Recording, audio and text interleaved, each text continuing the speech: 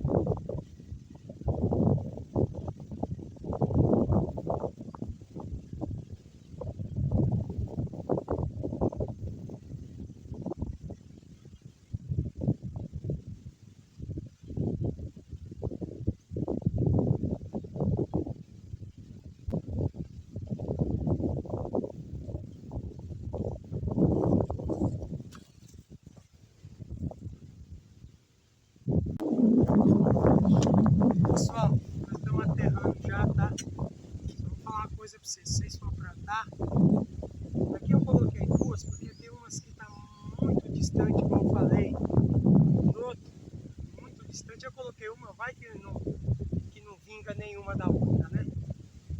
Então, pessoal, tá aí, ó. Se for plantar, o que acontece? Antigamente plantavam de 3 numa cova.